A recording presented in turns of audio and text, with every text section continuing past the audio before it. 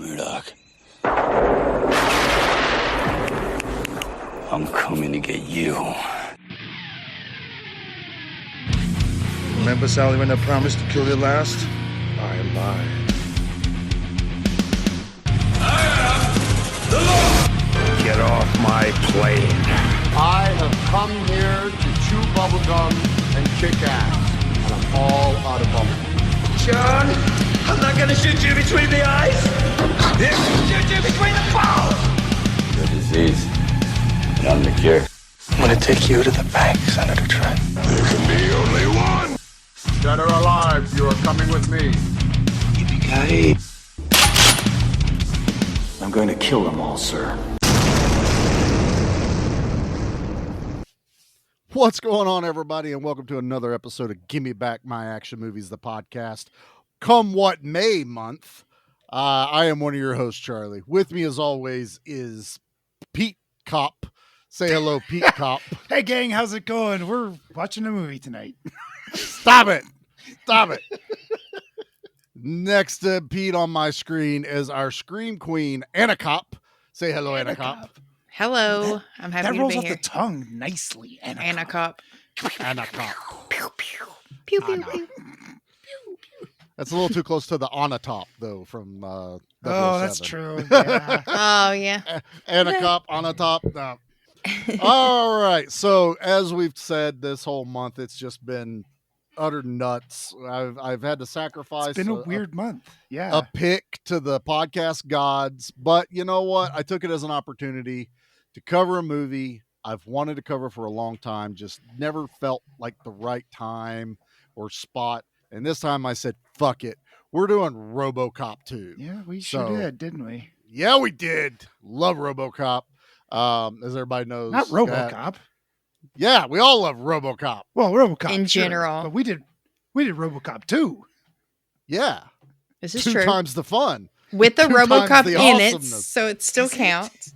There's 2 RoboCops in this movie. All right, let's get to the trailer, and then we're going to jump into this. And I'm going to right? shoot Pete.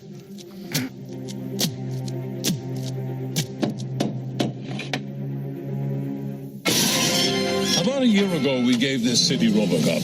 Ready for duty, partner? Nothing I'd rather do. I think he's worked out pretty well. Have a seat. This is a bust. But things have become a little rougher out there.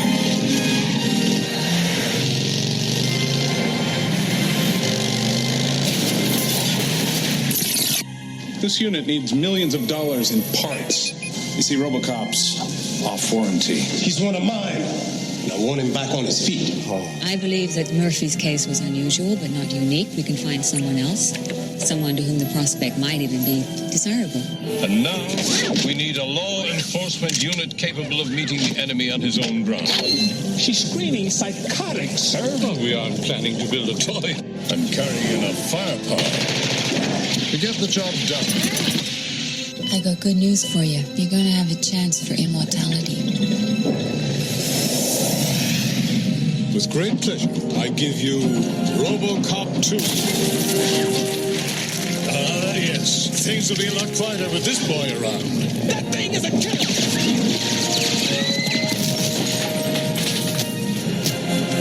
Kane, let's step outside. You're obsolete!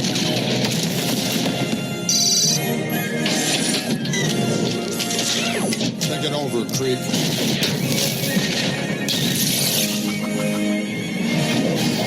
Behave yourselves! I really should clip that whenever you guys get crazy on here. Oh, that's a good off one. the rails. Behave yourselves. Yourselves. Yeah, that's a good There you one. go. That's a new one. I still like the technical difficulties, but I mean, I'm still going to have that one, but you know, like the behave, like I can do it before the technical difficulties. Like, you get a little too rowdy or. I love brainstorming on air. This is great. This is great. This is the kind of stuff RoboCop. Hey, what are we going to do in August, guys? Oh, wait. No, let's focus. Focus. We got way too much going on to even think about August right now. No shit. Don't even worry about it. All right, so this week we are covering RoboCop 2 from 1990, directed by the one, the only Irvin Kershner, which to me, I'm like, if someone's going to follow up Verhoeven, I think Kershner's the man to do So, it. lay it on me, Kershner. Give me some other movies. Empire Strikes Back. Oh, really? Okay. I knew it wasn't Lucas. I just didn't. Yeah. Okay. But hand to God, I don't know. Irvin Kershner.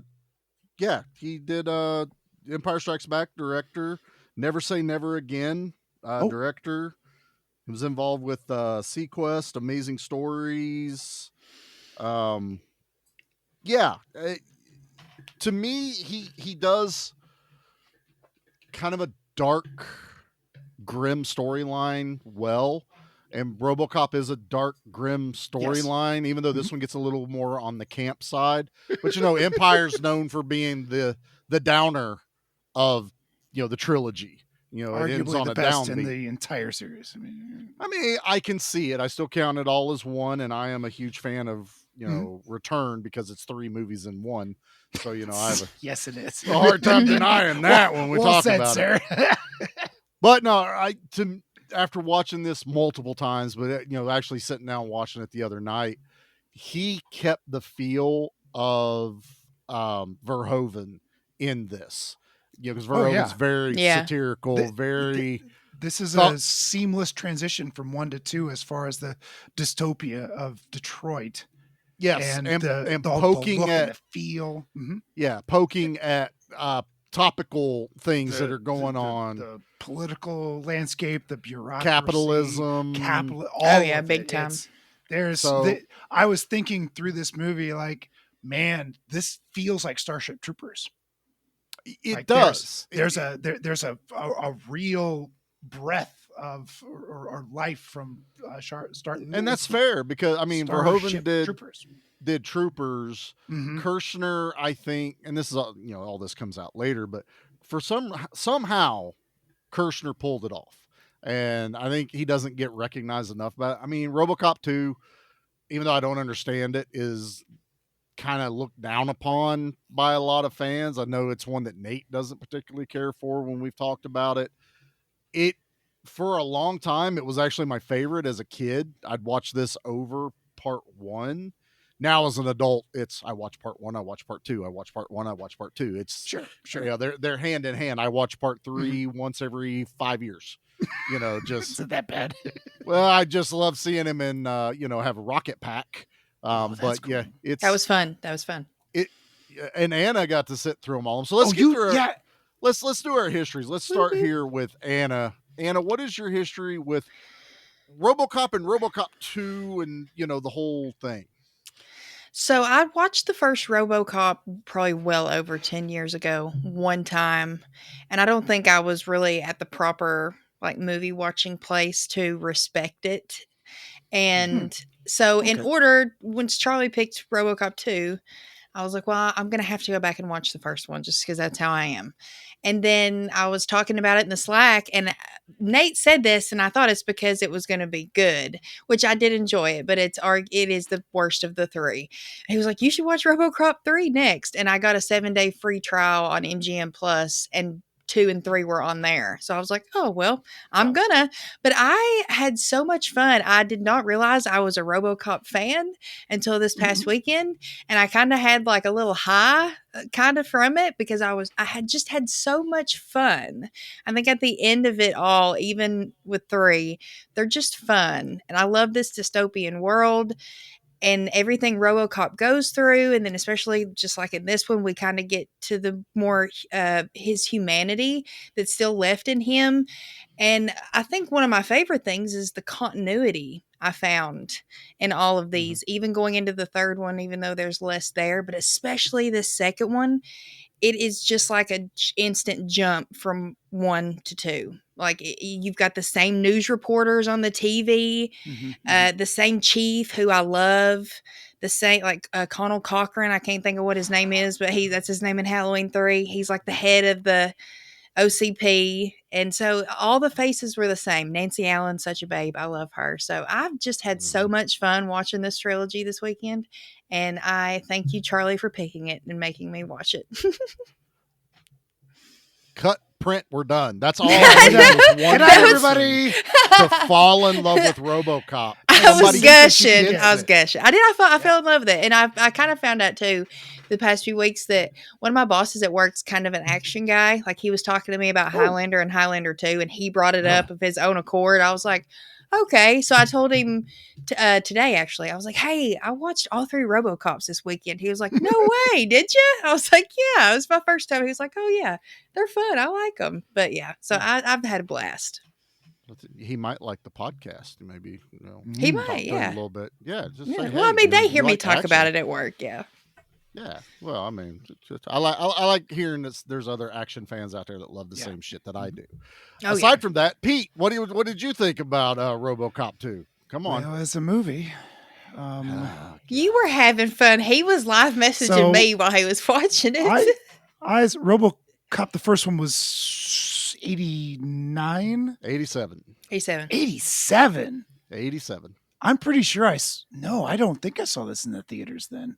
87 would have, because that's RoboCop legit is hard R. Oh, it's straight up hard R. That's hard R. So Yeah, there was some violence and gore in that. I was like, damn. Mhm. Oh, for sure. I forgot For sure. about It's- this. It's Red Foreman. It's hard R. Yeah, Yeah. it's great. It's Yeah. really and RoboCop is a legit classic. It's as far as action films go. That's how you make an action It's on the film. Mount Rushmore. Agreed. For sure, yeah. Could not disagree at all. What? Could not agree more. I don't know what I'm saying. RoboCop 2, first time watch. Never was interested in watching this movie. Never thought it was worth my time because I don't know. In 1991, I was like a junior in high school, and it just, I don't know. I don't know. It just never piqued my interest. So this was a first time watch, and I'll tell you right now, Charlie, this will not be the last time. I watched it 2 times in the last 3 days, and I'm going to find a copy of this, and I'm going to make this part of my collection. I need to buy them. This fucking movie is a riot. It is so much fun. It is hilarious. Now, my cold black heart gets bored in the last 20 minutes when it's just a bunch of shooting and whatever. Bang, bang, bang, bang, bang. Okay. An action movie? At the most climactic gun It's shootout not between 2 climactic because killer no one's robots. saying nothing. It's just a bunch of. Anyway, it doesn't matter. That's just me. The lead up to all that, this whole movie, start to finish, the opening is Donald fucking Glover is in this opening. And it just brought me great joy. Immediately, I felt the tongue firmly planted in cheek, saying, I know what we're doing. We're going to do RoboCop. We're going to do it a little sillier, but we're not going to tell any jokes. Really. We're not really going to go waka, waka, waka. But there are definitely a lot of jokes in this movie. There's definitely a lot of humor in it. The commercials, I love the commercials in them. Commercials are great. They crack and they feel the commercials aren't necessary, but they're so welcome. Mm-hmm. It just fits in the setup of this movie. We don't need movies, them, but it's so much. It's so much fun. So it's part of that world. It's part of this world. It just works. Charlie, I really wish they'd have done more commercials in this one though, because the first one they went all hard. Yeah, there was quite a few. So I went into this movie thinking I'm going to hate this movie. I'm just going to hate it. I'm going to hate it.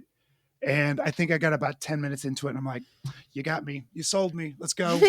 Please, Right? God, keep this up." And they did. They kept it up through the whole movie. Yeah. I was laughing. I mean, I had to pause a number of times because I was laughing so hard. I got notes. I got notes, baby. Fantastic. I can't. Let's talk about this, Charlie. What is your history with RoboCop 2? Yeah, my history with RoboCop 2 is when I told the story on the RoboCop episode of how I saw that standee in the mall and it was larger than life. RoboCop stepping out of the car.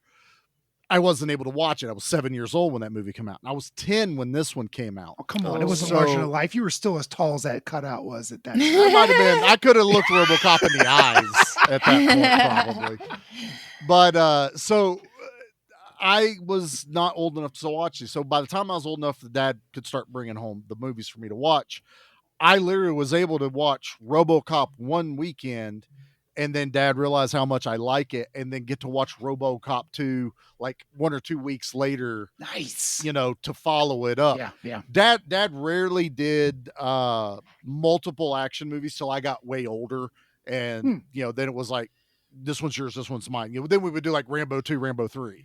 But at first it was get a Charlie movie, which, you know, would have been Mac and Me or Batteries Not Included or something like that. Batteries not included. I'm right with that one. And then he would rent RoboCop. And then it was like, yeah, he can watch this. Then he'd watch RoboCop 2 in a couple weeks. So it wasn't every Friday that we rented movies. Like, it was usually like once a month till I was older.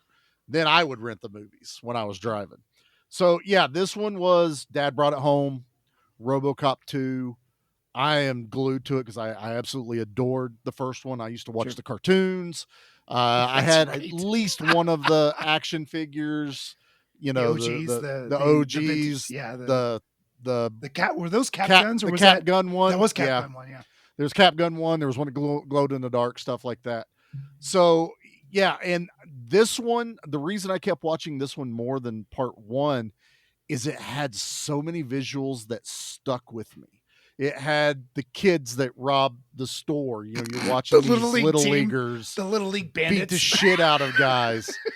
But the big one was watching them cut Kane open and remove that, and then that shot of the brain, the eyeballs, the brain stem. That seared into my brain growing up. And it always drew me to it. And I love Ed 209. He is my favorite villain for RoboCop, but Kane looks badass. I literally have a little Kane. Very cool. Nice. Does his face flip in? That's the only thing this one doesn't done. This is the Haya. So it's not a Visionaries where you can like rub the black. No, that would have been sticker? awesome. Yeah. This is like a recent release from Haya. Okay. I've got the battle damaged RoboCop and everything, and then I have my NECA RoboCop, my he's big beautiful. one. I remember seeing that. It's beautiful. Best perfect. feature. His gun, leg gun opens up. That is so cool. It's NECA. We would all screamed to high heaven and had that. If I had a kid show, it's just hang it up. That's all the only toys I would have needed. So everybody knows I love RoboCop. It's on my arm. I need to find a spot to put Kane, but I've got RoboCop and Ed 209 on there. I live, breathe, drink RoboCop. I got the Shout Factory 4K late last year, early this year. I can't remember what it was, and I've been waiting to even watch it. So my first sit down watch for this was in the 4K. And I drooled about the original Arrow RoboCop one. This is just as stunning. And really, the TV commercials are still as if you're watching it on a CRT TV. But then when the movie picks up, you're just like, holy shit, this picture's amazing. That's cool. Like those TV shots are like if you're using a camcorder to record a CRT. That's how it felt. It felt like you were using a camcorder really on a nice a CRT between the film and the. And then with the 4K, you never are broken out because they didn't make that too clean. So now it's like, it's the TV part. Oh, here's the movie. So now. they understood. That's one. Well, it's Shout Factory. It's Shout Arrow. Factory. They understand these things. Yeah, Shout Factory. You got that one right. You just didn't get time copyright. Okay, we're still beating that horse till it deads. 0 special features. 0 is maybe there wasn't any. There are. Okay, never mind. Never mind. And they didn't even put the trailer on it, Pete. Eek. Yeah. Shout Factory didn't put the. Yep. Yeah. You dropped the ball there, fellas. We're fighting with them right now. That's good. You should. And they wanted $35 to $40 for the. for a bare bones Bear. Blu-ray? Bear. Eat shit. Bear. I bought the high end. I'll all sail the out. 7 seas to get that sucker. And I got it on before- Blu-ray. I'll be fine. Right. I mean, but I went and I got the. I think it's Arrow. Might be Arrow that did it. The new Cobra that's coming out on 4K. It's Arrow, yeah. Poster, slip covers, Blu-ray, 4K, everything. $50. $50. Sure, $50, 2 discs of Done. nothing but content. And it comes with the television cut because there's extra scenes that's in the cool as TV heck. cut. Yeah. So you can watch it as if you're watching on TV. Like, Or you can It's share not- it with your kids. it's Yeah. not brain surgery. You're not trying to remove Kane's brain or anything here. Give me some behind the scene featurettes. I don't care. Anyway, don't buy the Time Cop. Wait for someone else to get it. Right. So that's my history with RoboCop 2. I adore this movie. I love it. I've championed it for years. I don't understand people that don't like it. I don't either. After watching it twice in the last 3 days, I don't get it. This movie is hilarious. It's wonderfully Looney Tunes at times. The Foley in this movie, all of the icky, gooey, bang, bang, clang, clang. But there's a scene when the new RoboCop 2, the Kane version, falls off of a tall building, and it's yes, they get the whistle and the I was dying. RoboCop All hits the that foam pole off of the truck, and it's just bang. It's all the so good. squishy surgery being done. There are 2 people get opened up. You get Lieutenant Duffy or Cop Duffy, whatever he That was. was rough. That was pretty rough. And they cut him open. They bisected him pretty much. They do a live autopsy. Yes, basically is what they're That's what, doing. that's what it looked like. I was like, without without No code. anesthesia. No No anesthesia. Thank you. That's the word. And then they did the same thing with, well, not the same thing, but they also did some surgery on Kane, and that was when they were they cut his head, they cut his cranium open, pulled his head off, and then removed his brain and eyeballs. I love brain and eyeballs. It's the best thing ever. I've seen it 1,000 times in old horror movies. There's nothing better than brain with eyeballs in a jar. It's so not squishy. not only campy and goofy like that, but if you really, really think about it, it's fucking dark as shit. Because not only do they cut his brain out and put it in a jar, you get it from Kane's perspective in the jar, and they're holding his fucking head, having a casual conversation. How dark is that shit? Yeah. You're looking at your own head, and 2 people just like toss, like kind of, well, look at this. I was waiting for the dude to put his hand in it and move his fucking mouth up and down. Oh, I'm Kane. I make nuke. But it's dark as shit. And I'm like, that's what Verhoeven would have done. Verhoeven would have went way darker with it. But Kirshner was like, let's have a little bit of fun.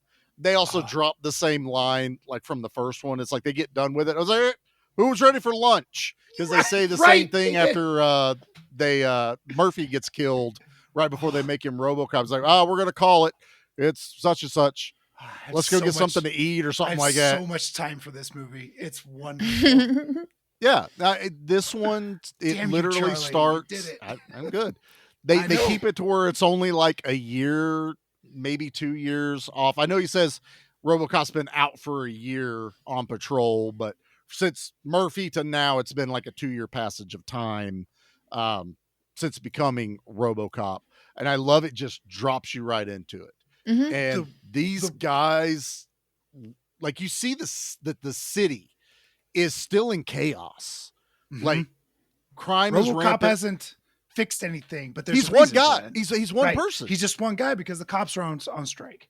Yeah. You learn everything in like the first 5 minutes. Yeah. But I love this first 5 minutes because you just see it just keeps going progressively. It's like a little old lady pushing a cart. It's a Rube Goldberg crime spree is what it is. It is. Right. There's a lady pushing a cart of cans, just trying to get some bucks out of that. And then she gets hit by a car, and then somebody steals her purse. And then this guy that stole her purse takes her money, and a couple of streetwalkers beat him up. And then a couple of streetwalkers walk by a gun store, and the gun store blows up. And these people run into the gun store and steal all the guns. Charlie, are these all real guns? Because there was one that first rocket blaster. I don't know if that was a real gun or not. That looked like something I'd make out of a cereal box. Yeah, that was cardboard as shit. But Charlie, isn't your gun in this sequence?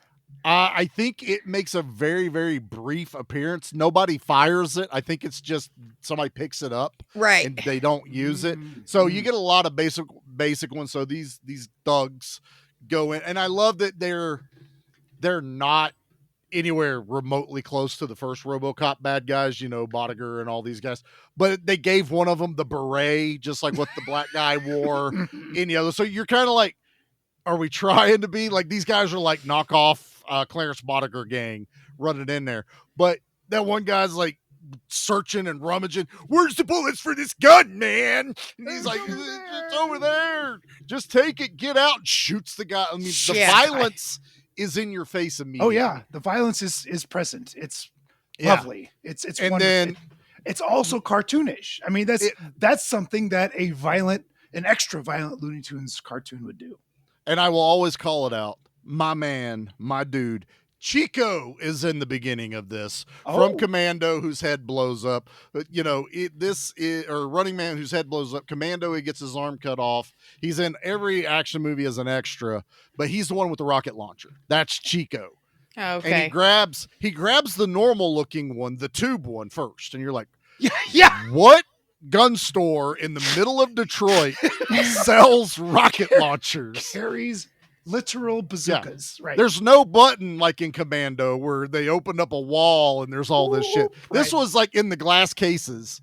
But then he walks over. It was sitting on a display table. He walks over and it's this little kid type in him, and he goes, ooh, and picks up the giant fake rocket launcher that looks like a lipstick tube coming out the cereal box. I'm telling you, it was a cereal box. Oh, it was somebody somebody went, we need a bigger rocket launcher. Okay, give me 5 minutes and a can of spray paint, and I've got this. But man, I tell you, I love this because you hear the cop car, and this is how they drop the nugget. They're like, it's the cops, man. Don't be stupid. They're on strike. Do you not hear it? So they've told you everything you need to know why this is still. It's wonderful writing. It's wonderful direction. Yes. And one cop car, they don't hone in on the driver's seat. You just see this car. I love when Anna was watching these and she's in the group chat and she goes, they really hate Ford Tauruses, or they keep fucking up Ford Tauruses in this. They are getting their money's worth out of these Ford Tauruses, man. I had no idea a Ford Taurus was so durable. Like, they are beating the shit out of Look, them. I don't think they are, but they are in Detroit. Well, for the sake of the story, they are. Rear-wheel drive, V8 power, were actual police interceptors. These were the workhorses, which also means millions were made. No shit. So I had no idea. My parents had a Ford Taurus growing up. I watched a guy on YouTube interceptor, that he does these races, but they use the Crown Vics, which are basically a little bit fancier Ford Tauruses, rear-wheel drive V8s.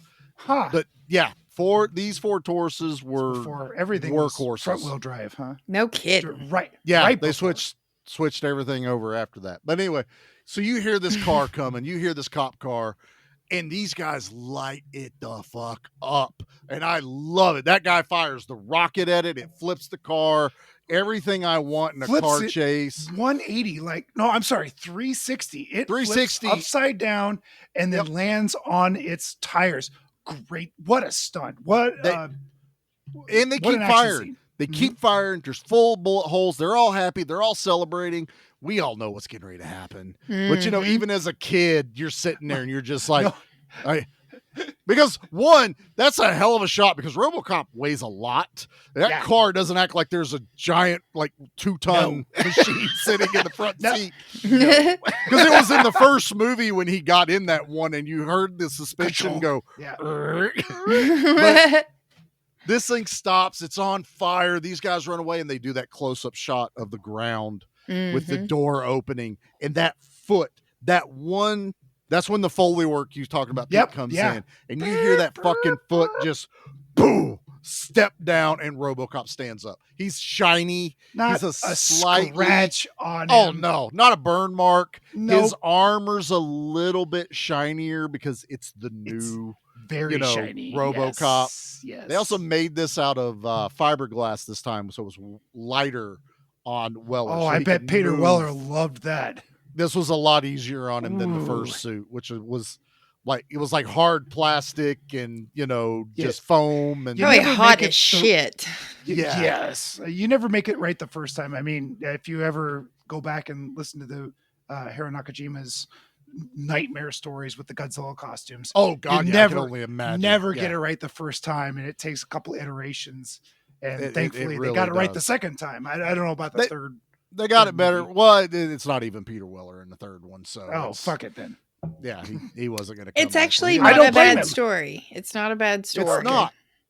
It's really not. I've got a 3-pack from the library, so I might. There watch you go. It's worth a watch. I have the 3-pack VHS. My buddy Pete bought me. Oh, you I did? bought Yeah, it for that's me, right, I you did. ass. And hey, look, It's still And he's like, sealed in plastic. Still sealed in plastic.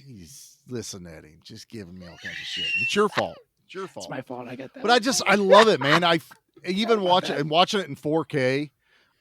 It's like I was a kid again. I was just smiling because RoboCop's on the screen, blowing people away, just left, right. No one's gonna live at the end of this. I absolutely love it. It's RoboCop can do no wrong, as far as I'm concerned. Yeah, there's shittier versions of it, but it's still RoboCop. I'm still. I mean, even the new movie, it's not great, but there's still moments where I'm like, it's still RoboCop.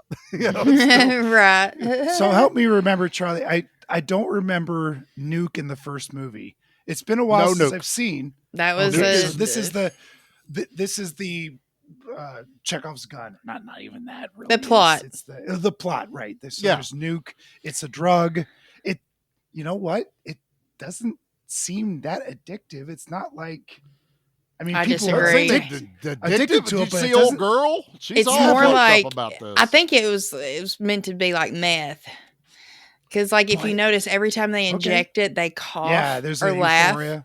Oh, That's a side effect, like people who take meth. Like the first hit. No shit. Yeah. Yeah. Okay.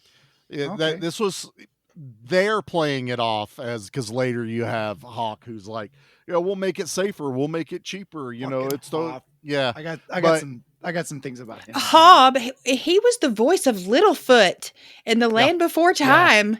I looked him up. I was like, he looks familiar. I wonder what he was in. And I was like, he was also in a movie that Charlie's Littlefoot. never seen. It's a Disney movie called Newsies, and it's a musical. Who the fuck says I've never seen Newsies? I've never heard also of it. Because you don't like musicals, you asshole. Christian Bale's in that too. That's true.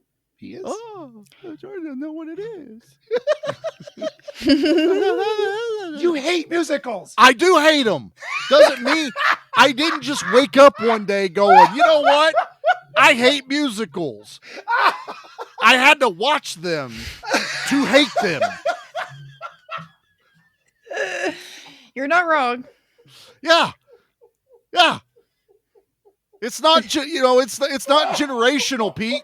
My dad didn't grow up hating musicals. His granddad didn't grow up hating musicals. Then, of course, I'm going to grow up hating musicals. I just hate musicals. Good night, everybody. But yeah, Hob is the voice of Littlefoot. So if you think really, really hard, Littlefoot says fuck. A lot. I do like that moment when he pulls one over on RoboCop, though, because I think even he had an idea that he's a kid and I'm going to test this out. His balls were big enough to be like, I'm at least going to test it out. I've got a 50-50 shot. And then he's like, eases up. He's like, yeah, you can't shoot a kid, can you, fucker? And then blasts him in the dome. and makes his little computer skirt out a little bit. And as a kid, seeing a kid villain Right. was fucking awesome. Uh-huh. You're just like, holy shit, the kid is a bad guy. This is still an R movie. How many kids of that age would? Well, Charlie did. Never mind. I was still like 14, 15 before I was allowed to watch. He this was one. Like he was about that age, I would think. I'm thinking like Maybe 12, 13? 13. Yeah, I was thinking like Maybe 12, 13. Okay, all somewhere around. Because he's Like, I mean, he's you can older be than 10, little. but not 16 yet. Well, so- later on when they're cutting old Duffy up, Kane makes sure to hold his head and make him watch the whole I thing. really liked that where he was such a badass through everything. It's like, kill him. But when it came to that intimate Yes. torture, he couldn't watch it, and Kane made him to. Yeah, he had just tried to strangle Lewis. Like he is capable of murder. Yeah. But seeing that, you nailed it. The intimacy. He's got a of it. gun. He shoots people. He doesn't care about that. But that intimate, slow torture is a difficult thing to watch, no matter how sadistic you are. Fun fact, I don't remember what the actual model number is, but that was a real gun. That was actually designed to be a covert weapon. That blue spray painted gun that kid was. It's supposed to look like a boombox, like a tape player, and it's in the trivia that it was a legit gun that wasn't made for the movie. Okay. Like that really was a thing. I'm like, okay. Dang. That looked like something you bought at Walmart, quite frankly. I would. I mean, so that the cops wouldn't shoot you if you for the longest time. If you'd asked me, I'd have been like, nah, that had to be made for this movie. Mm-hmm. I mean, obviously, I think so. There's a couple things I think some people, going back to why people don't really like RoboCop 2. One, you're never going to get a villain that can command like Clarence Boddicker with, Red Foreman, basically. Kurtwood Smith. Yeah, he plays such a good bad guy. He's the prick dad in Dead Poet Society too. Just an absolute piece of shit. Yeah. I haven't watched that.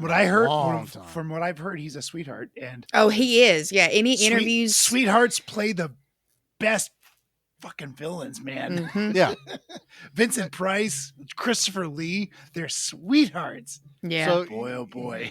You're already, and I think this is smart on the movies. You're not going to top that, and I don't think they're trying to with Kane. Kane was okay. Here's how you wasn't look at it. Really the bad guy. He was kind of the bad guy, and then the kid took over. Yeah, sorta. And then he's literally the guy that has to fight at the end. He's the cult leader. It was weird. Yeah. I thought drug it was manufacturer. I think his rise to big boss was odd. Well, you got to look at it what they're trying to do. So in the first movie, it's about corporate takeover. The corporations are going to use anything within their means to get what they want. So that's why you had Clarence, who was starting wars and undermining the police and undermining the city. That's what the first movie is. This second movie, they went, okay, obviously the corporation's the bad guy. We all know OCP is evil. The old man is evil. We don't need to harp on that, but we're not going to let you forget it. But there should be another level. What is outside of even the city's control, OCP's control? The drug trade. If you don't have control of the drug trade, you don't truly have control over it.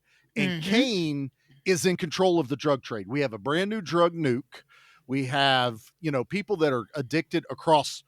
I wish they'd kind of showed even some corporate guys using nuke. That would have been a nice little to show it's a villain for both sides of the cocaine war. Was so rampant at that time in blue collar or white collar society. Yeah, but and again, if you'd have used cocaine, everyone would have been like, "Of course they're using cocaine." Of course they're using it. But if you're going to give us, because dude in the first movie was snorting a lot of cocaine as well. Yeah, Bob was right. Yeah, that's his name, Bob. Bitches leave. But I would have liked, and I think that's one thing I wish they'd have done just a little bit more was actually make Kane and Nuke this one thing that both the city and OCP had in common was they didn't have control over it. Because then that would have made a little bit more sense where they'd be like, yeah, let's put Kane in the machine instead of the doctor what's her nuts that just is trying to play mad scientist and put that facts puts the abnormal brain inside of Frankenstein. Pete would like that one. I would have liked a little bit more play with that, where OCP was like, "Will we control Nuke if we control Kane?" And they never touch on that, and I wish they had. But I like it. I like that it's touching on the war on drugs, which was a huge thing in the late 80s, early 90s. Then the second thing, back to what I was going for, is why people don't like this. There's a lot of people that hate what they do to RoboCop in this movie.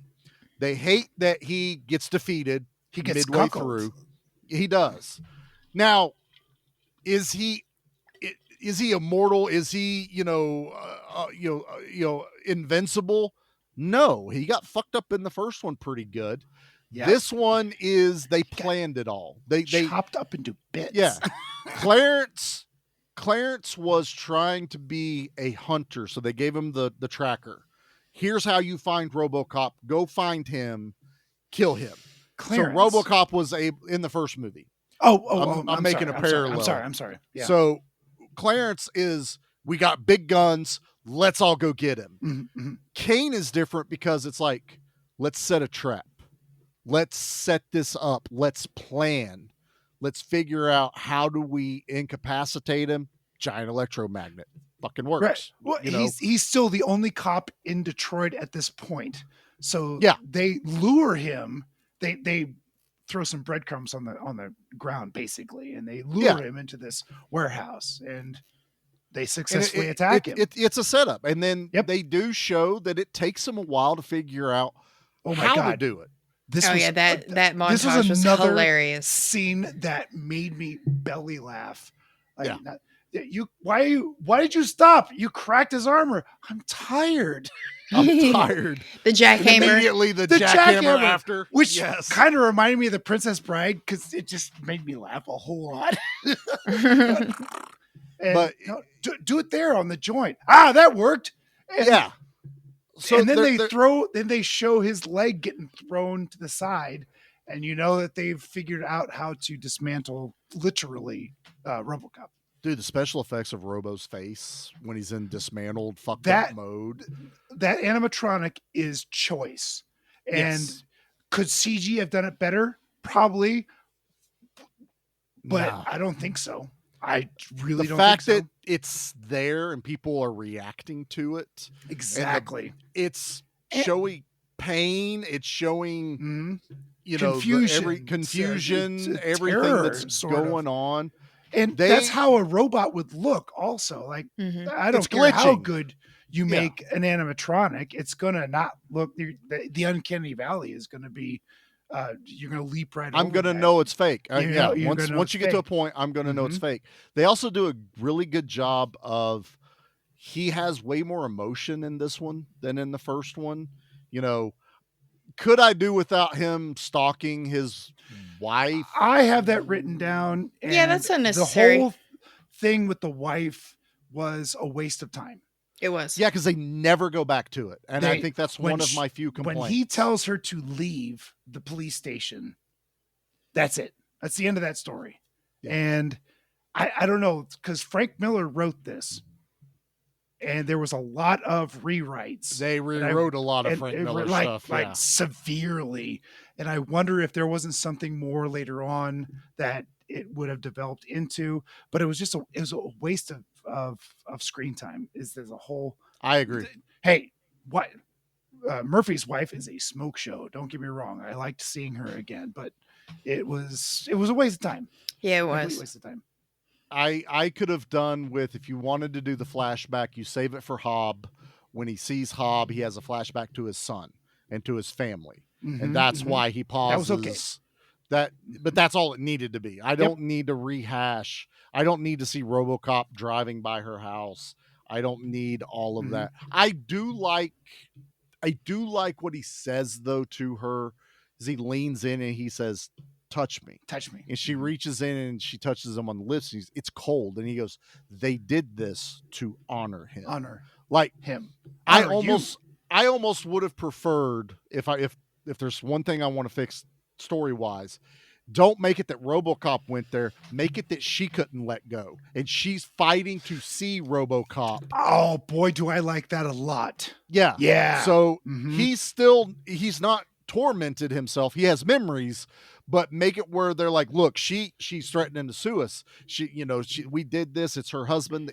Obviously, everyone's seen his face. They know it's Officer Alec Murphy. It's not a mystery. Yep. It's not a mystery. She's suing the police department, Detroit, OCB. She's suing everyone. She's got the best lawyer because he's like, yeah, you've got a slam dunk case. And then get it to where it's like, look, that's not your husband. And then when Robo says that to her, that would be like, fuck, he is dead. We're closing that part of the book. Like, yes, that chapter is done. And then, you never need to go back to it again. Life. I like, Charlie, that's you should be writing all these things. This comes from watching this movie countless times. I mean, Charlie is a script doctor. Like, we honestly, do all these movies, and this guy has such great, like, you know what? This is what could have been done. And we all go, God damn, you're right. Script doctor. It comes down to like 2020. You can always look back. I'm sure Frank Miller has some movie. Things. I'm asking you to fix what's going on. I would love that job. I'd love that job. You know, Frank Miller's in this movie. Yes, he is. He's the. I recognized him quite frankly. He's the scientist. Yeah, he's the nuke scientist doing the blue velvet. The drug scientist, the chemist. He's like, we're trying out Frank. Where's the blue velvet? Here you go. We just now. They would call him Frank. I mean, they were trying to hide it. No. Love that they did that in here. Love it. But so the fact he gets destroyed, and then the fact that they fuck with his programming is another thing that people hate. They hate the goody two-shoe RoboCop. I love it. Well, to me, it's two things. I think it's great. It drives the story, but it's also topical. You had Mad, Mothers Against Drugs. You had the it's always moms, sorry, Anna, but moms against heavy metal, moms against video games, moms against violence. It was an environmental message also, or they tried to shoehorn that in. They literally go. That's when the ozone was first recognized as being in danger. So they take it as, this is how insane it is. There's always something to bitch about. So that's why whenever he's going through his directives, there's like 280 directives that we never even get to see. That's how insane it got. That's how fucked up his, memory circuits were for those directives. Because dads don't care about drugs and drunk driving. But that was what we were told on television. It was moms. Yes. It was literally called Mad. Protect our children. Was Mad Dare. Was MADD. Moms Against Drunk Driving, I think was one. Mad and Dare, and those are the two I remember. I'll say this. Just like when we did Detroit Rock City. Remember the moms in front of the Kiss concert? The devil's music. Moms Knights in Satan's service. Mom, give me back my fucking drumsticks. Oh, please.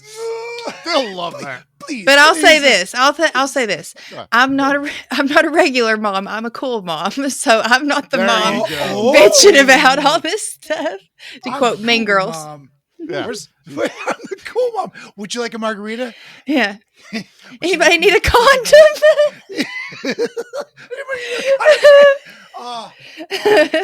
Mean Girls. You want a war? Well, you got it right after this. In a world filled with bad movies, two men risk it all to bring you a podcast that covers the very worst of cinema.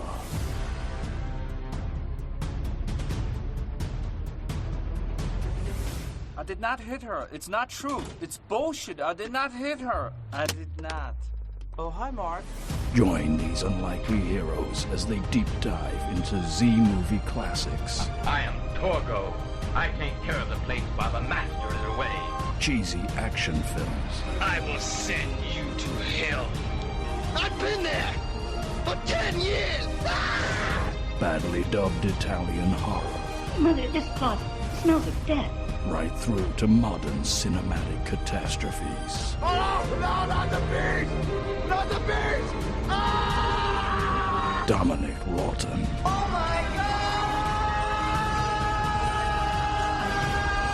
Can be wild. We have such sights to show you. The Bad Movie Cult. Available every 2 weeks wherever you get your podcasts. I didn't come here to talk. Lucky for you, they did. I'm sorry, I had to drop a commercial. They started talking Mean Girls, and I knew exactly what was going to happen.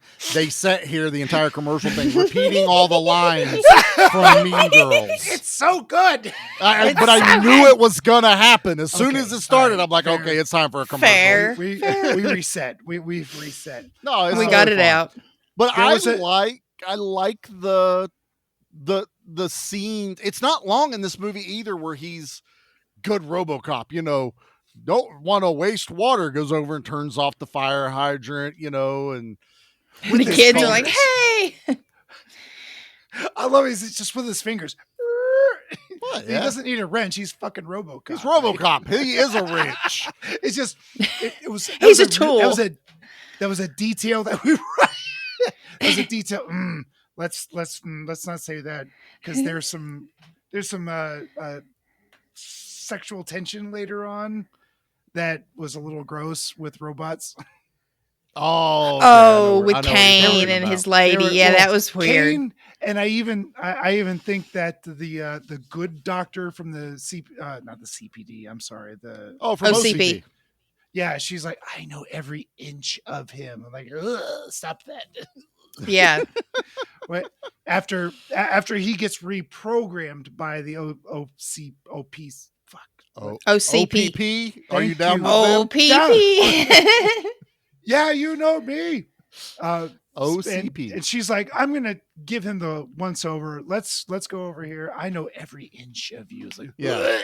And she's going through it. He's going mad. But but this also, I get some of my favorite scenes in this movie, which is we get the little leaguers that are beating the shit out of the Radio Shack guy.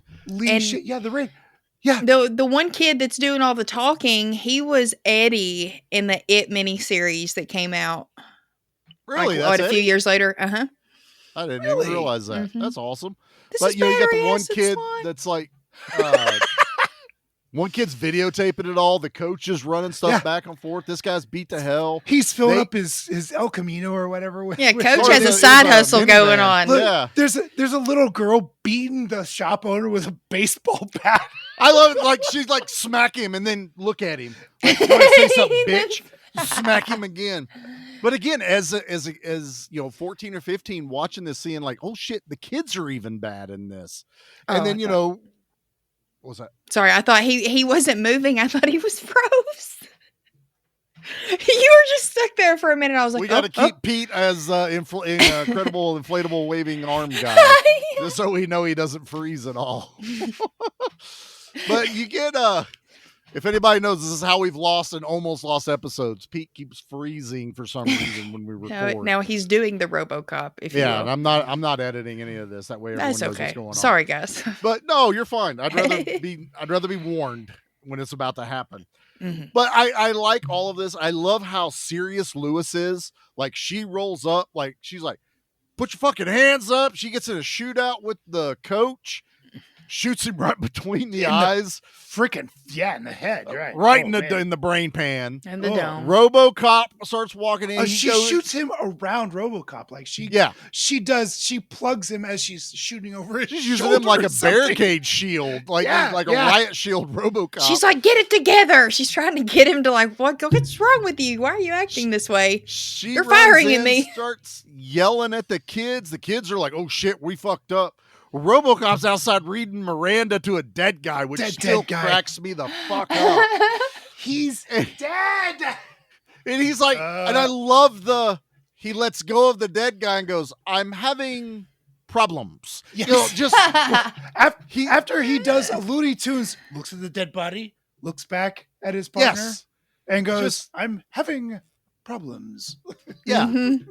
the way great. Weller plays it, it feels like a completely different RoboCop. Oh, whenever he's doing marvelous in this. I think he just threw caution to the wind. I don't think he liked the script, and he's just like, I'm gonna have fun with it. Yeah, have as much fun with it as possible. I was very disappointed in the his partner. Help me, Anna. What's her name again? His partner, Lewis. She had a reduced role in this. Yeah. She had I don't think she spoke for like 20, 30 minutes of the film, and then only had side, like, don't do that. Here, I'm going to get yourself together, blah, blah, blah. I did love her introduction, though, when they're in the cafe, and it's like, all right, Lewis, it's your turn. She puts the paper down and pops the bubble gum. It's like badass. I love Nancy Allen. I think she's a great actress. I felt bad for the actress. Like she should have had a bigger role. Wait till you watch 3. Yeah, and I think Nancy Allen was still kind of popping off and getting roles. I think in she was still 1990. working at this point. Yeah, she's still working. She might have even read the script and like, yeah, keep me lesser in this. It's just a paycheck. She's not as important to this story though as she was in the first one. Right. You know, she's right. That's where she had the connection with Alex, and then she's trying to reconnect with Alex through RoboCop. This one, she's like literally the only other cop beside RoboCop that's doing their job. You know, she's the only one that's actually out there doing it. And, Chief. He's trying to keep everybody. He's trying to keep everybody, all of his ducks in a row, man. Chief's general manager. He's not part of the union. I loved his character in all 3 movies. Yeah, he's he one was of mine. Great in this one too. Yeah, love it. But so I don't, and I also love that him being fucked up gave us the thank you for not smoking, which was an actual PSA, wasn't it? It was an ad they sold to movie theaters to play before the movies. It was that scene from RoboCop, guy getting shot around him, and then RoboCop going, "Thank you for not smoking." Was still a thing in fucking theaters back then. Theaters, restaurants, it was everywhere. Oh no, restaurants until like the 2010s, but not the 2010s. Probably bars till the 2010s. Bars till 2010. 20 to the 20 aughts. like 02 or 04 or something like that. I remember that was when we started voting on indoor smoking. I remember that. There was a big thing about it in Columbus when that was happening. I was working at bars, and they were trying to pass that without a vote, and I voted for it to be on the ballot because I wanted to vote it down. I didn't want the government just to say you can't do this. Right. Even though it was weird logic on my behalf. You wanted the option to be able to make the choice to vote for what you wanted to. You didn't want someone else to tell you how it was going to be. I wanted an actual democracy. Like, right.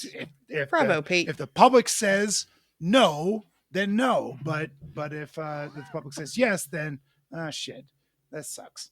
Yeah. But there was still people smoking. Yeah, so there's a whole different era, Pete, when we're talking about watching movies back in the 80s and 90s, man. Smoking, and it was the Wild West. It really was the Wild West. You're not wrong, but I'm a little jealous of moviegoers today where you have some rules. I don't like that you can pre-buy your seat. I don't either. Believe. Thank you, Charlie. I believe if I get there I agree before with that. you, I got to fucking pick. I want to walk into a movie theater, do the look up. Pick That's my where seat, I want to boom. go. I Yeah. fucking hate that shit, dude. I hate Amen, it brother. so much. Agreed. I think outside of a couple of films that have been sold out, right? I'll walk into a movie and there is nobody in those seats that I wanted. And then your butt's going there. Damn it. And then you get the one that's not quite sold out, but you're like in a party of 3 and there's not 3 seats in succession. So you have to, like, if that happened, you could be like, hey, do you mind scooting down one? Because we're all in a party. And not now we get, I pay for that seat.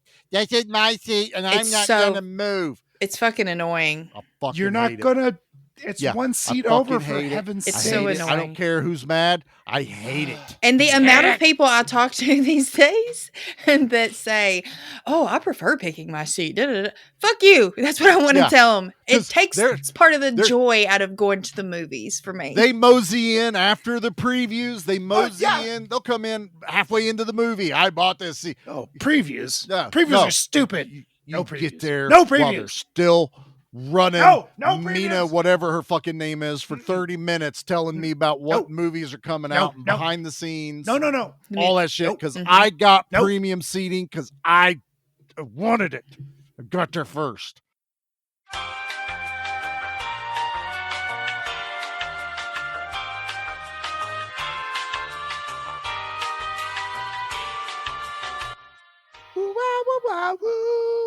I'm never doing Come What May again, ever. Come What May is not nice. It's So now I'm having technical difficulties. Pete's having technical difficulties. I admit, Anna and I both are under a tornado watch, but nothing outside right now. Nothing's happening. Nothing's happening. So I don't know. I was yelling about some theaters and where I want to sit. I don't even remember. Let's get back into RoboCop 2. We're on a rant. Little Leaguers. I got something. Okay. Well, you have notes, Pete. So the Little Leaguers go in there, and there's a whole troop.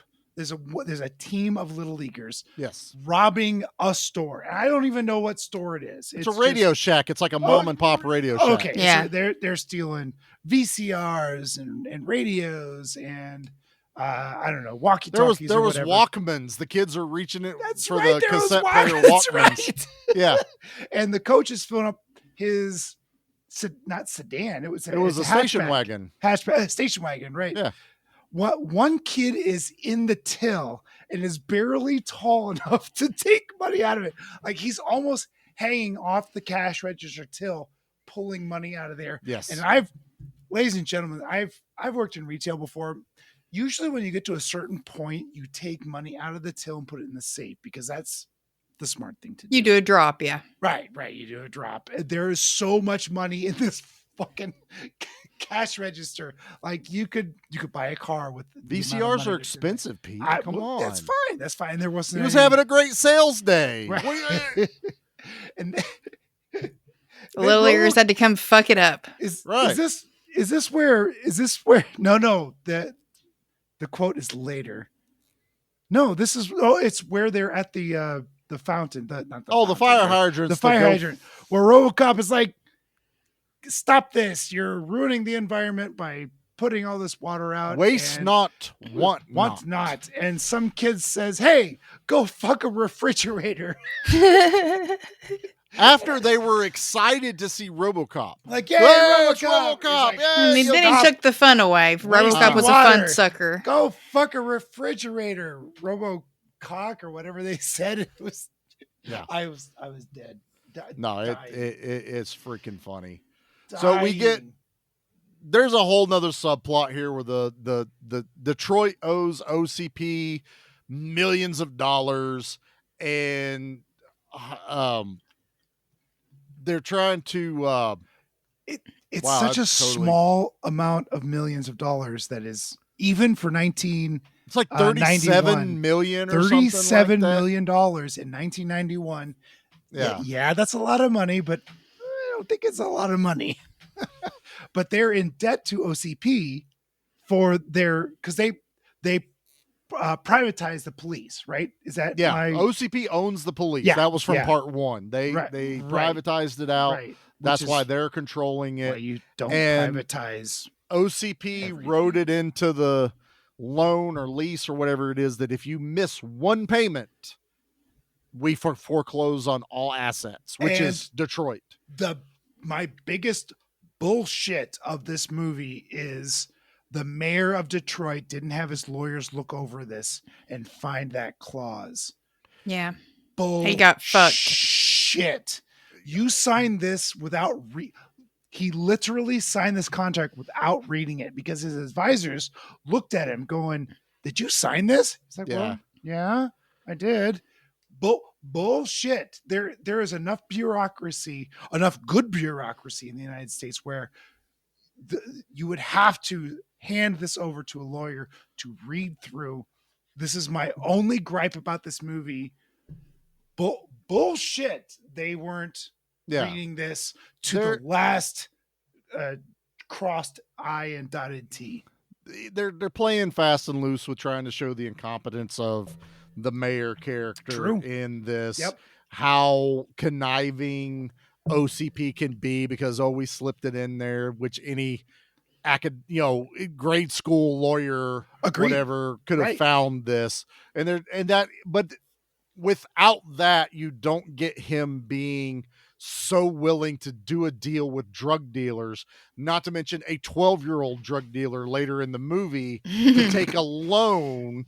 Is like, because the kid's like, look, if you get, I'll give you $50 million if you get off our back. And the mayor's like, makes a good point, right? He's looking at everyone like, you make a really good point. You haven't done enough damage to your city by being in debt to this private company, and now you're going to take $50 million. Right. What is that? 16 million above the what you need. Yeah. Taking it from a drug dealer. Oh, I just had with gold bars. Ladies and gentlemen, I'm not sure how many drug dealers have gold bars laying around. I'm pretty sure literal gold bars are marked, stamped, and accounted for. There's just not later gold bars laying around. There's no drug customers that are paying in gold bars. I'm not sure how you got those. I had another moment. The light bulb go off. Yeah. What happened? I know how to fix everything on this. How? This movie opens up the exact same. I think there's anything to fix. No, let's just bear with me a moment. This movie opens up with, same exact way, same exact intro of RoboCop, and he's yelling about where's Nuke? You eliminate that part. He just takes out these bad guys. Go back to do a few more scenes, go back to the wife, can't let go of her husband being gone.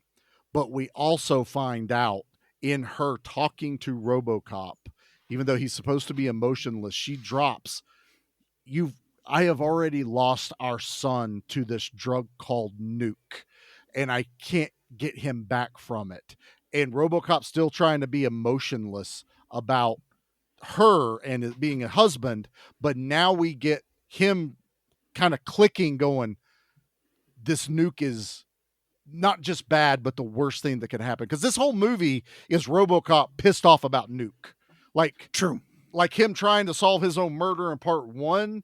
They're trying to make Nuke that big of a deal. Well, you have to give it some substance. Why does RoboCop hate Nuke? His kid's addicted to it. And now he goes after everything. That's why he's infatuated with Kane and trying to disassemble vigilante this. At this point. Kind of, because he's on his own. He's out there doing all this. So now you leave that to where he sees Hobb. That just adds even more. He sees his kid. This kid is selling this Nuke. Kane is corrupting this kid. He is after Kane. He will, because that's why, when he goes into that drug den, that makes that scene more impactful instead of RoboCop just sup bitches and walks in and takes out this entire drug operation for. There's like a vendetta with no vendetta there. Kane doesn't give a shit about RoboCop. He feels like he's working just below the noticeability of anyone. He's got an in with the cops. He should know kind of where RoboCop is at all time anyway. Why does it drive RoboCop so much to take out Nuke? Make it someone he knows is addicted to it. Hell, if he really didn't want Lewis involved, have Lewis get addicted to it. It might be hurt her character a little bit, but somehow something falls apart. She loses her job being a cop or something because of the cutbacks. There's ways you can make it kind of be emotional drive for RoboCop to hate Nuke as much. And you could even have his wife be addicted to it. Maybe his wife got addicted to it, and then through that, maybe stuff laying around, the son found it, and that's how the son started taking it. There's some dark ways to go with it. Cope with his death and transformation into RoboCop.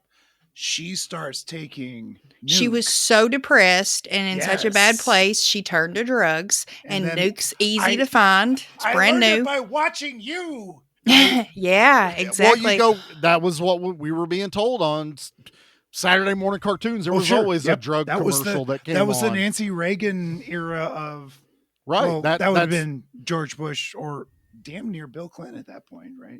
And even in 90? No, this would 90, be George 90 Bush. was still but George you Bush, would be coming right off of Reagan. Right off of Reagan, yep. And Nancy's drug thing was still going on well into the 90s. It's stuck. Sure. Yeah. Yeah.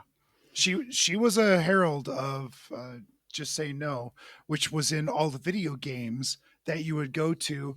And in the scene that we saw in the film where they went into the arcade, with Duffy, there was nothing but Data East films. Now, ladies and gentlemen, I know a little bit about video games and pinball machines. Data East was a big video game cabinet maker, and they did all of the quarter munching RoboCop bad dudes video games that the only way you could beat the fucking thing is by putting a lot of goddamn coins close to $100 in to beat the game. Yes, there's no way to beat. There is literally no way to beat these games. Gauntlet was the very first one that was not a Data East game, but it was one of the quarter eaters that. Yeah, you just because Asteroid and everything, you just tried to go for high score. It was never about beating the game. They started adding the final bosses, and that was and Gauntlet skirted that. Like they tried to do like get the high score, but also advance as far as you possibly can. But your health ticked down no matter what happened. Right, and to get it was your like a health timer. back up, you threw another quarter in there. God damn you! My favorite thing about this entire scene, though, with Duffy in there, is RoboCop's beating the shit out of him. What does he smash his face into? Bad dudes! The bad dude's cabinet. Bad dudes! He's beating up the bad dude into a bad dude cabinet. And I fucking love it. Also, because it is Data East, you start realizing when you watch, especially in 4K, when I was watching this, I went, there's like 8 cabinets of bad dudes and all these other like no-name Data East characters. Yeah. Like that's all that they put in this one arcade. Data East was a company and they had games. It wasn't a lot. Yeah. That's what I'm. But I mean, this one arcade only had Data East. There was no Nintendo. Pac-Man in the background. There was no. It wasn't Williams. It wasn't. Yeah. No. But I still love the fact that he beats up Duffy onto a bad dude's cabinet, and it makes me laugh. But yeah, so you get RoboCop beats the shit. I love the chase. The other thing I absolutely adore is somehow getting my heroes on a motorcycle and RoboCop ending up on a fucking chopper, basically chasing Kane down in a giant armored chemical disposal vehicle. I love everything about this scene. When RoboCop hops on that bike for the very first time, the guy he throws off of the bike, he damn near runs over him. Yeah, he does. he's like the stunt person that was thrown off of the bike. RoboCop accelerates and I think brakes quickly and goes to the right or something because he damn near runs over him. But dude, right before that, when he jumps on the truck with Kane driving and he ends up on the side, Kane drives through that bar. That fucking stunt dude that's the bartender, dude, you can't tell me that he wasn't not supposed to be there. Like I don't know how he didn't get ran over. He is that close and he falls. Like there's nowhere for him to go but under the truck. I don't know if he's alive. Like seriously, watch it in slow-mo, especially seeing it clearer now. I'm like, that guy's dead in real life. He's dead because he got sucked under that car. God damn it. All right. I don't know what just happened. I got dropped again. I'm not going to play the drop. We're having some issues here. I am on my 4th separate recording for this episode. Like editing this is going to be a nightmare. Whoever has our voodoo dolls, please stop. Put it down. Stop Nate. it. Stop it, Nate. Down. No, I know, Nate. Nate's damn mad because I told him if he doesn't know Lon Chaney, he's a jackass. I told him to turn in his horror card. Oh, yes. And he should. All right. Well, as much as I don't want to, we're going to just kind of speed up just Let's gloss over this. So during this fight, this chase with the the motorcycle and everything. RoboCop plays chicken with a giant truck. Kane thinks he's going to win because RoboCop's on a bike, but he also forgets that's 2 tons of RoboCop coming at you with momentum. Is that how heavy he is? I don't know. I'm just guesstimating here. Fucking heavy. He's not light. Heavy. I don't know about 2 tons. I don't know. It's a lot of metal, a lot of body organs. I don't know. Anyway, he freaking Supermans through the windshield into Kane and fucks him up. Like, fucks him up. Then we get into the hospital scene, which this will always be seared in my mind. You got the evil doctor, scientist, psychiatrist, whatever her name is, that, she's come up with this plan that we can't put another cop in the new RoboCop body because Alex Murphy was an enigma. He was this once in a lifetime. He was a war hero. He was an Irish Catholic, a married man with loyalty. Loyalty, right, bred into him, and basically. all of the other. Oh my God, the scene earlier where the other 2 RoboCop. I love those. Came I out. love those. One shot itself in the head, and the other ripped its head off. I was like, what's this off-brand RoboCop shit going on? It was right. But I love how they kept trying Team to RoboCop hated itself. Bingo. When we were watching this, and I mean, Jackie's already knows I know this movie back to front, but I still, every time I watch this and it gets to that scene, I go, have we not learned to not put live ammo in the fucking robots when we bring them out? Right. Because Ed 209 fucked up Kenny. There should have been a memo. Where's the memo of no live ammo when we're displaying the robots? Like, they kind of do it later with Kane when he pops up out of the city and it's disarmed. Don't put the fucking bullets in the machine. Period. No one gets shot. Okay, he can grab someone and break their neck. Can't really control that. But these 2 fucking reject RoboCop 2s, the little fucking police light pops up after he shoots himself in the head. Beep-doo, beep-doo. That's a pause part of the movie where I just started laughing so much. And the one that rips his head off is like straight up horror movie style. Screams. He's like, just a skull and everything. Like, damn. I absolutely love it. But she has now decided that she needs someone with a god complex is the only natural way to get someone into do you RoboCop want to be immortal? 2. Yes. Right. That's her thing. Yeah. And Kane fits those parameters. He has a God complex. He thinks he is God. He talks a lot about Jesus had days like this. He says that in the movie. So it works. But this is where I wanted them to have already known about Kane. Okay. And wanted to use him and Nuke for OCP's game. Not that they just happened upon Kane. I think that would have been a better story drive that everyone's in on. Let's figure out how we get Kane in this body.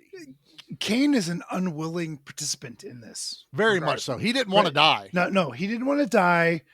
She murdered him in the hospital. Yes. Murdered. Now he's a bad guy, and I don't feel bad. No one feels bad, but he was murdered, and then his body was taken to the RoboCop facility for transmogrification. Yeah, right? We're gonna become RoboCop. Yeah, we're gonna shove that in that giant fucking metal thing over there. That's what we're gonna do. Pretty much. And that's where we get our brain and eyeballs. Yeah, so which good. is still, it still hits me. It's silly. Still, it's so silly. It's silly, but it still kind of works. Like whoever designed it. Yes. There's like little pieces of fat hanging off of like the spinal column. Oh, yeah.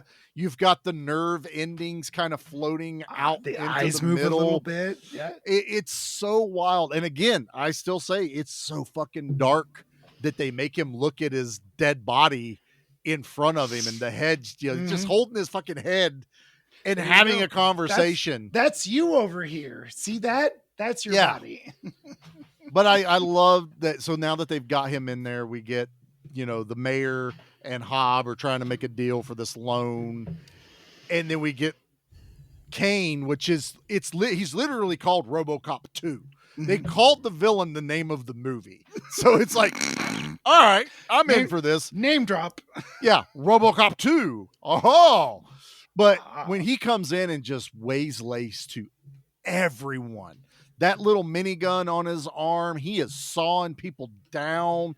He grabs people, snaps them like rag dolls.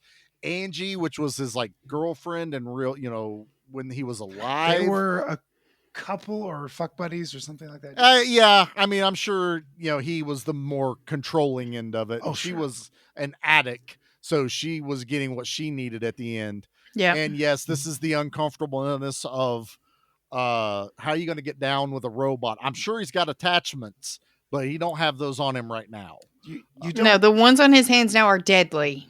Yeah. And not fun. That's the second gross. I wouldn't change it. I mean, I think it works for her character. She's so infatuated with him. She's trying to save her life at this point. She's like, "Oh, we can make this work." In that he forgets for a moment who he is because he's being nice to her. He shines and dims she's the lights very down. pretty. I mean, she's extremely pretty, but it works because when she says that we can make it work, he gets that realization. And I also love the Max Headroom TV console that pops out of the head, and all the binary code goes across the screen, and then his face pops out of it. I'm like, I love this. I love all of this. I don't care. It's like Lawnmower Man, and God, it is, isn't it? It's very Lawnmower Man. Shocker. That's such a stupid movie. Yeah, just all this like digitized stuff, but I love it. And then he just like loses it and turns back into RoboCop 2, and fucking dude, the sound effects when he snaps her neck. It's like they were taking chicken bones. The Foley is choice. Mm-hmm. And it's so good. I read the way she fell and they film it, that the crew went, is she okay? Because she could contort her body in an unnatural way. That's her body laying there. Now, obviously, it was a mannequin that's flipping the body around. Yeah. But the way she's holding herself as if she was just thrown down, that was her contorting her body. And then, like, everyone on set's like, how the fuck are you doing it? And are you okay? Like, that's how she looks like her neck is broken. Double jointed, bitches. Impressive. Hob gets shot down, gunned down, trying to hide. Yep. You get a little bit of comedy with the mayor trying to get away. They kind of play it Looney Tunes-ish. He hops down the hole right as Kane strafes the floor. He gets shit out of the sewer into that was a good river. part. Or probably Lake Erie. The fat guy takes off running outside, but he shoots through the walls and mows him down. And I love when RoboCop rolls up on the aftermath, because we don't see it initially, but the mayor shows up in a car, it gets stuck. He's got his bodyguards. RoboCop rolls up and this car is upside down, crushed, and the bodyguards are dead. So shit happened we didn't even get to watch on screen, but RoboCop rolls up on it and we get to see that Kane fucked everybody up. Like, only the mayor got away. And we get the touching moment of RoboCop staying with Hob as he died. Again, watching it as a kid. Hobbs a bad dude, but you're also like he's a kid. You know what I mean? He's a like, bad dude. I'm gonna smash this fucking computer. All right, here we go, everybody. Forgive me. This movie deserves way more reverence than we're about to give it, because we are fighting the podcast everything trying to record. So fighting an uphill battle. Yeah. Podcast gods do not. This like has been like our so fifth stop here. Let's wrap this up and get it out. Well, we're going to get to the point where RoboCop has the face off with Kane finally at the end. The behave yourselves from the old man, and what Pete hates, but I absolutely adore and am waiting for the entire moment. Robot on robot violence. I love killing robots. I am here for it. I think it's as good as the Ed 209 fight. Kane, they've learned from the design. They've given Kane the ability to go upstairs and downstairs. Right. That was great. That's right. So, you get all this good stuff. The sound effects are a bit goofy, but I'm okay with it because you've set it up throughout the movie. You don't just spring it on me, so I'm fine. Mm-hmm. Falling down off the building, I always love that because they're cyborgs. It's not really going to hurt them. But dude, when Lewis rams that APC into Kane's fucking chest into that building, you're just like, fuck, that was some force. Mm-hmm. Like, that had to have stopped it. But no, that freaking APC just starts rocking back and forth, and Kane pushes it off there.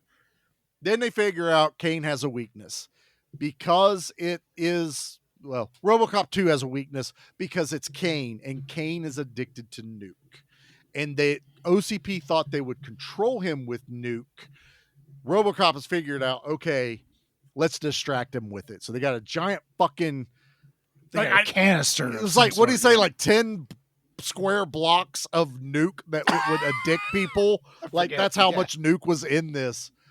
And Lewis holds it out enough to distract Kane so RoboCop can do the only thing he knows to do, and that's jump on the fucking back of Kane robot and go to town, beating the shit out of him, shooting the back of his head, and then rip the panel open and pull his fucking brain and spine out of this thing. It's awesome. As a kid, I'm just it's gruesome, and it's how do you make two robots fighting gross? You do it like that. You rip its brain out. And we're still doing the Foley. It's all 100%. Disgusting, squishy. Kane is freaking out. The screen pops up. You see he's in agony. Yeah. Like there's enough.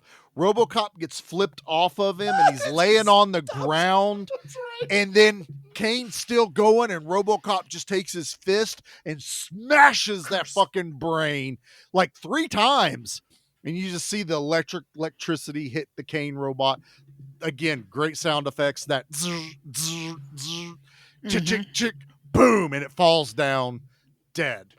RoboCop wins, takes out the drug lord, takes OCP down a peg, doesn't stop him. Peg. It's not there. It's kind of a happy ending for them, isn't it? Well, a lot of people died, but they figured out that they can pin all of the chaos on the psychiatrist because she picked the brain, she pushed it through, and of course the old man's like, hey, she gives a good BJ, but I don't care. I ain't going to prison. I can find another one. Exactly. I got money. I'm rich. I'm white. Exactly. I can get another hottie. Yeah. But she has such an indignant look on her face because she thinks she's getting away with it. She won. That was a Yeah. Like, Johnson. No, bitch. Johnson hates her, but even he's like, you're about to get fucked, bitch. She's getting in that limo. Even the old man's like letting her go first. Like all this, like that's how slimy OCP is, and I'm here for it. They're so evil just to be evil. That's so good. And, and then we end on, RoboCop dropping some kind of nugget of knowledge to Lewis, and he's got, I don't know why they gave him the ratchet again to fix his fucking head. Like that's right. They gave him. That's right. It's just a fucking ratchet. Now I know his helmet had a crack. Maybe he's getting ready to pop his helmet off. But I was like, one of my favorite things in the first movie is when he takes his helmet off and he uses the gun. You realize that those fucking bolts were like 8 inches long, going through his head. Frankenstein bolts went all the way through. So you're gonna be ratcheting for a while there, Murphy. It's just gonna keep going. 2 hours later, right? And I am so sorry. We're just trying to get through this so we can get this recording out. But I could talk for 3 hours about this movie. We're love only RoboCop 6 minutes 2. in. I don't even know what you mean. Yeah, of our 4th fucking recording. I don't know what's happening. All right, let's get into the things then. Yeah. Leave anything for us? Just bodies. Body count. Body count. Body count. Body count. I think it's important sometimes you pull back the curtain because I know I've listened to shows and you're like, why do they sound so exasperated or agitated at the end of this episode. Well, I didn't want that to happen here. So you guys know exactly what happened. You've heard it real time. We're having a time. We're having issues. I'm not happy. I already lost one of my favorite movies this month. I'm not losing a second one. Okay? No, it's not happening. No, this we got to say this one for sure. Yeah, this one's happening. All right, so body count for this one. It's got to be a lot, Charlie. God, should we guess? 92. Oh, I'm sorry. That's okay. We were trying to go quick. I know. I didn't think about the but 92 people die in this movie. Jesus Christ. I was going to say like 50 or 60 or something. That's like part one. Like if you didn't have the warehouse shootout in part one, there's not a lot of like mayhem in that. There's a lot of graphic deaths, but the body count gets popped up. But this one gives you the warehouse drug den. Then you get the drug deal when Kane pops up. All of the death and chaos that happens everywhere else. So 92 deaths in this movie. Wow. Let's pick our favorite one. Have you ever killed anyone? Yeah, but they were all bad. Anna, let's start with you, being a newcomer to RoboCop 2 anyway. What's your favorite kill in RoboCop 2? Duffy. When he gets cut open. Yeah, that was pretty gnarly. Brutal. Even though we just hear most of it in the background, we see the initial act and we know he's a goner. Oh, the blood gag through the sheet is effective. It's like dope, that blood starts running. It's a smart way to do it so you can hide whatever you put underneath it because he's like pinned down with the sheet. So it's almost like he's just cutting through a blood bag. But the way it spills out, as a kid, they're cutting that motherfucker open. Okay. And they're sharpening the blade on a stone, like you so sharpen a normal knife, and it's and the guy goes, the kid should leave, shouldn't he? And he's like, why? I'm like, well, why? No, cold as shit. The boy needs to see this. You gonna learn today? I'm about to learn. Pete, what's your favorite kill in RoboCop 2? I really enjoyed Angie's death. Oh, that's another brutal one. Because she starts getting all hot and bothered with him. She's like, hey, we can make this work. And he goes, no. And this claw comes out of nowhere. And you hear, this is part of this Foley, the sound effects, where it sounds like her neck is cracked immediately. And then it sounds like it's going to chop her head off. Yeah. And the only part of this death that I don't enjoy is that I didn't see like the body over here and the head over there. I really thought. Well, no, the head's still attached, but it's like still, it looks loose.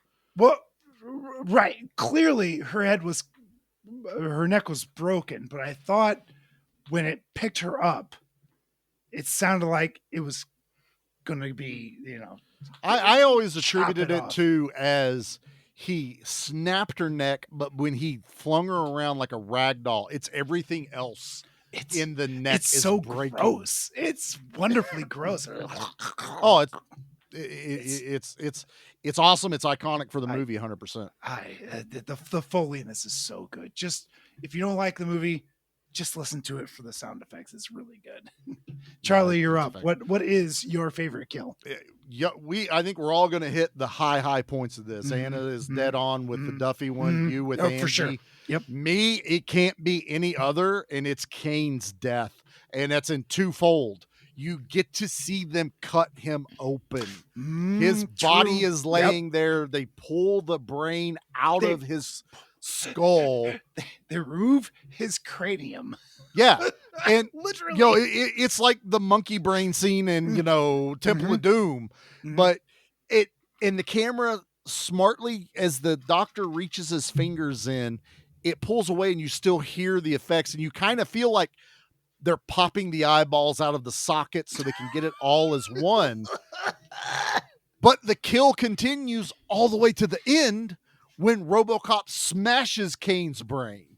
So it starts with, you see him pull it out, and then motherfucker got his head pulled out twice. Okay, they pull his brain out 2 times in this movie, and then RoboCop just fucking gorilla clubs this thing into the asphalt and makes a little greasy spot. Kane's death, hands down, is my favorite. It stuck with me forever. I mean, to me, it's more iconic than even Boddicker's because he gets stabbed with the data thing, which where's that in this movie? I kind of like the spike, that he had. The spike was cool. They should have brought that back even for something, a throwaway thing or something. But, oh well, that's nitpicking a movie I absolutely love. So let's rate this thing.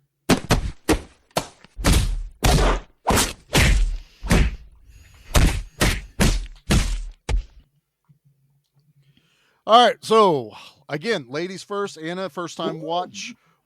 How many Aoleongs are we giving RoboCop 2?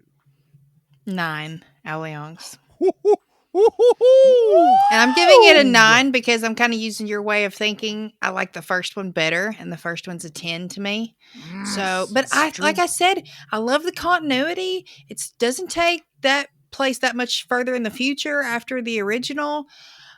All the characters are back. Everything about the first one is everything great about the first one is in this. It's just a different story. And I think it just comes down to whether or not you like the story in this one. And I do. I think it's a fun story. I love Tom Noonan as an actor anyway. So to see him play Crazy Kane was a treat. I've just had a blast watching all 3 of these this weekend. And yeah, this is a 9 and one that I would watch over again as well. It's got rewatchability. Absolutely. Yeah, Jackie points out, we were watching it the other night. She goes, "Isn't that the guy from Last Action Hero?" I'm like, "Yeah, that's Tom Noonan. He played the Reaper in that.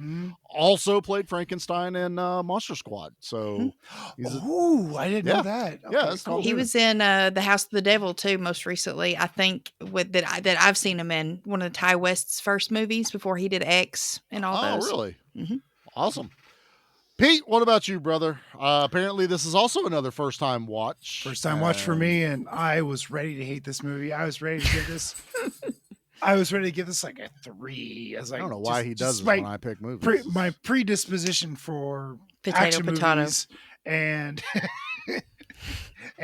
and this is an 8.5. Man, Hell I yeah. was entertained from start to finish. Well, from start to mostly finish. That last 15 minutes is like, I'm really bored. Mm-hmm. Pew, pew, pew, pew, pew, pew. I don't understand. You can be bored. I know. It's just like gunplay is boring to me.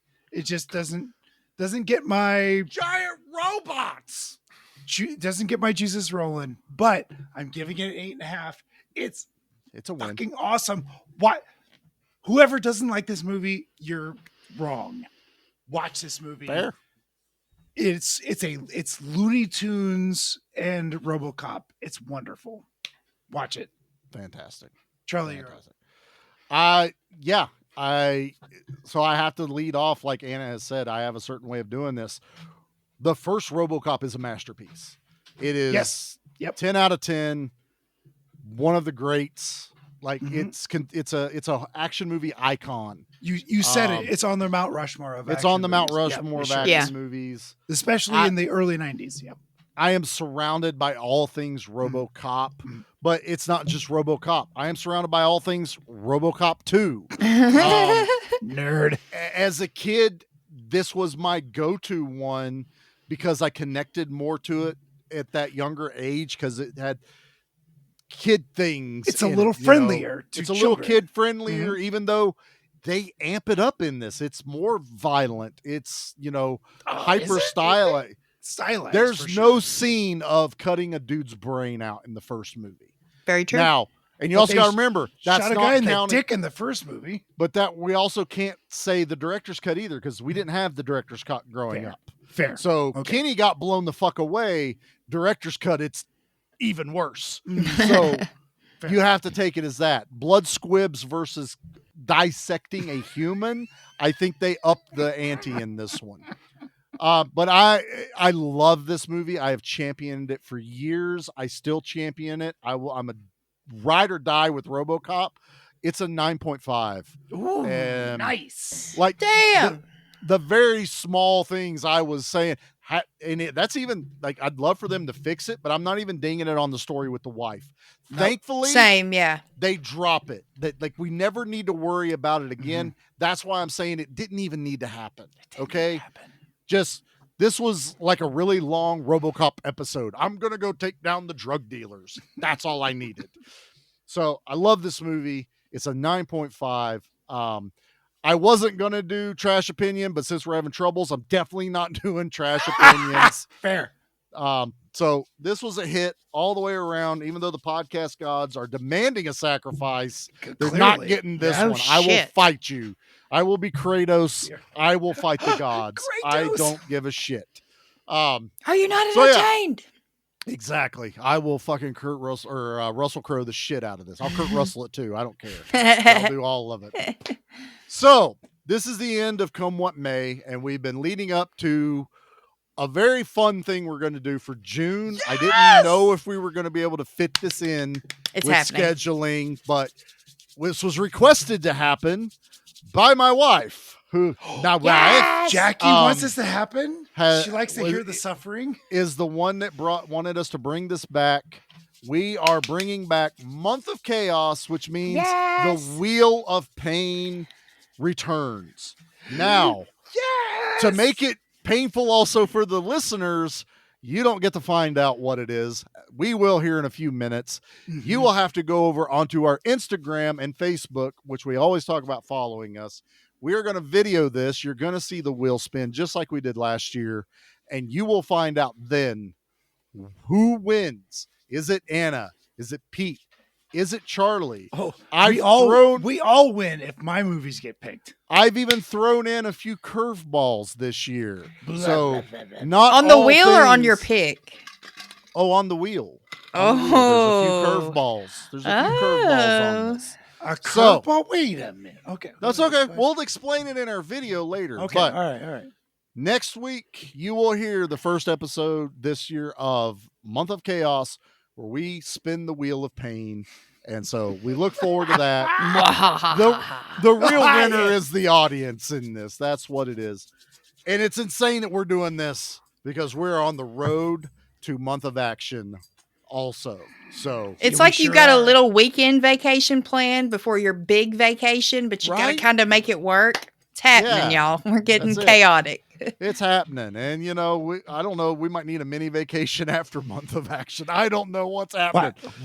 We should take August off. I mean, it's the third time he's brought up August. So. I know. What's happening in August? How about we just have a month of Pete in August? You already had a month. Can I laugh in your face? That's fair. All right. So, again, apologies for all the chaoticness of this episode, but we still made it through there. Go watch RoboCop 2. Listen or don't. Shit happens. Don't be Nate. Don't listen to Pete. I'm sorry. Don't listen to me. I'm not Nate. Shit happens. Yes. Forgive us. Shit does happen in podcasting, especially when you're always podcasting remotely. It's not easy to do. And never missed a week. Shit. It happens when you record in person, too. Bomb diggity. Right.